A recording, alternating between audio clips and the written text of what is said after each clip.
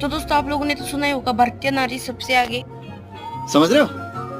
क्योंकि मेडिट्स तो खाने के मामले में आगे है, दिन भर में इतना खा जाती है कि क्या ही बोले। तो लड़के भी किधर पीछे रहने वाले थे, कुछ तो ज्यादा करना पड़ेगा ना। कहना क्या चाहते हो?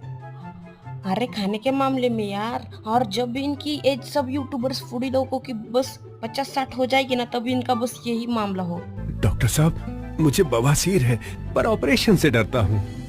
बवासीर एक आम समस्या है। इसके लिए वैद्य ऋषि का अर्शकल्प एक सेफ और क्लिनिकली टेस्टेड आयुर्वेदिक फॉर्मूला